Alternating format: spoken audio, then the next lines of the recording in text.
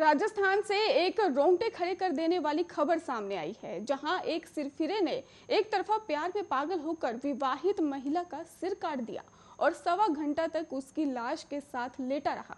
जालौर जिले के आहोर थाना के सावला गांव में ही मनरेगा की मजदूरी करने वाला 21 साल का गणेश एक तरफा प्यार में हैवान बन गया और मनरेगा में मजदूरी कर रही 32 साल की विवाहिता शांति के सीने, कंधे और गर्दन पर कुल्हाड़ी से वार कर हत्या कर दी। यह घटना रविवार की बताई जा रही है। ये दरिंदा तब तक कुल्हाड़ी से वार करता रहा जब तक गर्दन कटकर लटकने नहीं लगा।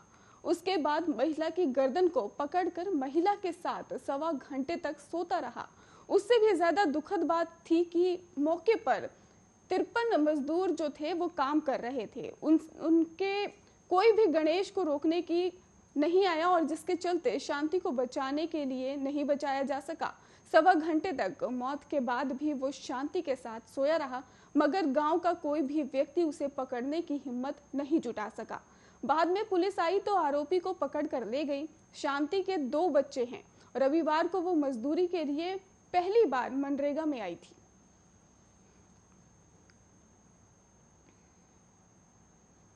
तिहाड़ जेल में एक बार फिर से कैदियों के बीच झगड़ा हुआ है। इस बार कैदियों के बीच झगड़े के दौरान चाकू नहीं बल्कि ब्लेडबाजी हुई है। ब्लेडबाजी में 3 कैदी घायल भी हो गए हैं। एक घायल को दीनदयाल उपाध्याय अस्पताल में भर्ती करा दिया गया है।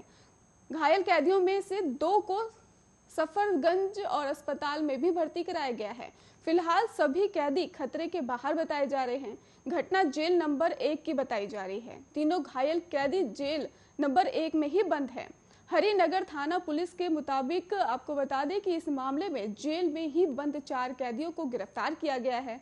घटना शनिवार की बताई जा रही है। वहीं तिहाड़ जेल देश की सबसे सुरक्षित जेलों में से एक मानी जाती है। तिहाड़ जैसे सुरक्षित जेल में ब्लेड कैसे पहुंचा, ये अपने आप में ही एक बड़ा सवाल खड़ा होता है।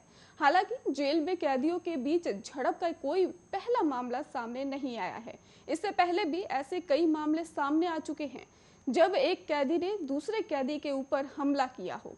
हाल ही में तिहाड़ जेल के अंदर से ही एक मामला सामने आया था जिसमें कई गैंग का पर्दाफाश भी हुआ था। दरअसल राजधानी दिल्ली के अलग अलग इलाकों में बड़े कारोबारियों को एक्स जो कॉल मिल रही थी, उसको लेकर भी पुलिस ने जब मामले की जांच शुरू की तो पता चला कि ये धमकियां तिहाड़ जेल से बैठे कुछ गैंगस्टर ही कर रहे थे।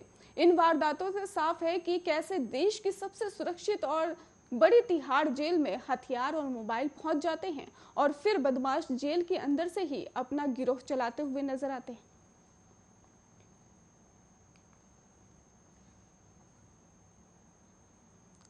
करवा चौथ के मौके पर एक पत्नी ने अपने फरार पति का पुलिस के सामने सरेंडर कराया है। पत्नी ने दिल्ली पुलिस को फोन करके खबर दी थी कि इसके बाद पुलिस ने उसे गिरफ्तार कर लिया है। उस पर 19 अक्टूबर की सुबह नजफगढ़ के बाजार राम बाजार में ही एक दुकान में अंदर मां बेटी को गोली मारने का आरोप भी लगा हुआ है, जिसमें मां की मौत हो गई थी। डीसीपी द्वारका शंकर जो है, उन्होंने ये जानकारी सामने रखी है कि रविवार को एक फोन आया। दूसरी तरफ से महिला ने कहा कि मेरे पति आ गए हैं, मैंने अपने पति के लिए व्रत रखा है, गोली मत मारना। दरअसल राजीव गुलाटी नाम का ये शख्स एक वारदात को अंजाम देने के बाद फिर से फरार हो गया था। जैसे ही पत्नी ने सूचना दी, तुरंत डीसीपी द्वारका खुद पहुंच गए और आरोपी को पकड़ लिया। 19 अक्टूबर को मुजफ्फरगढ़ में ही राजीव गुलाटी ने बुजुर्ग मां और उसकी बेटी पर फायरिंग कर दी थी। इस फायरिंग में बुजुर्ग मां की मौत भी हो गई थी, जबकि बेटी इलाज के अभी तक चल रहा है। और ये भी जानकारी सामने आई है कि वारदात को अंजाम देने के बाद राजीव गुलाटी फरार भी हो गया था। उसकी तलाश में पंजाब, हरियाणा, दिल्ली समेत कई जगहों पर छापेमारी की जा रही थी। इसी बीच रविवार को करवा चौथ पर वो अपनी पत्नी से मिलने के लिए अपने घर पहुंचा हुआ था। जैसे ही राजीव घर पहुंचा तो उसकी पत्नी ने पुलिस को फोन कर दिया। पत्नी ने कहा कि मेरे पति आ गए हैं, लेकिन उनको गोली मत मारिएगा, मैंने करवा चौथ का व्रत रखा है। इसके बाद डीसीपी की अगुवाई में ही पुलिस टीम मौके पर पहुंची और फिलहाल आगे की जांच जारी है।